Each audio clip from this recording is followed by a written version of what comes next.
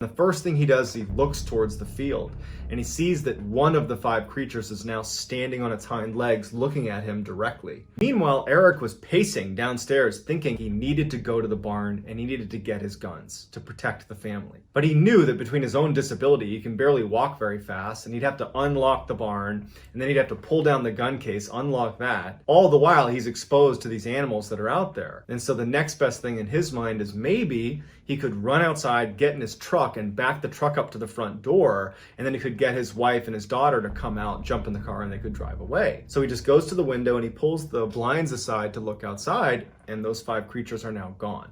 It's too dangerous to go out there. He starts pacing some more and he goes back to look, and he sees them back in the field where they first saw them, all 5. You can see all 5. They're facing the house still, but he can see them because the moon has now popped through and he's got illumination on the field, and he can see all 5. And he's like, okay, maybe if I just keep my eye on them, I can open the door, run out, get the car, back it up without them seeing me. And so without telling Shelly, he opens the door and he goes onto the front porch and he sees them out in the field. Quiet as he can, he walks down the steps and he makes his way over to his truck, which is about 10 meters away. And as he's getting closer and closer to his truck, he's got his eye on the creatures that are in the field. He gets to the driver's side of his truck and he's got his keys out and he's kind of fumbling to hit the unlock button, and then his motion sensor light kicks on. And he's so on edge being out there, when the light kicks on, he drops his keys because he's so startled.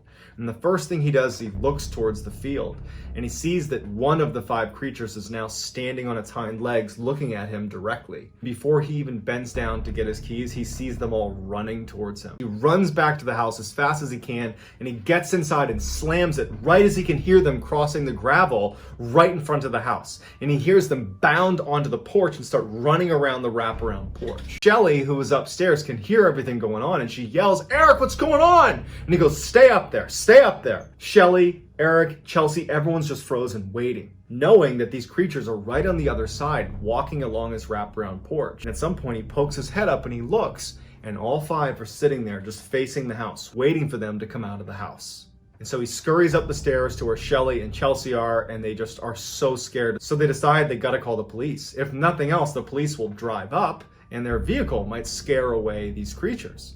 And immediately the police officer who's responding to this, he's like, "All right, can you please just come over here?" And he's like, "Listen, ma'am, just keep your door shut, keep your windows shut, and I'm sure it'll be fine." And ultimately, that's how the call ends. The family felt helpless, and Eric especially felt really frustrated because he can't protect his family. And so they decide the only thing we can do is barricade ourselves inside of the house. And so for the next 30 minutes, they put heavy furniture in front of all the doors and the windows.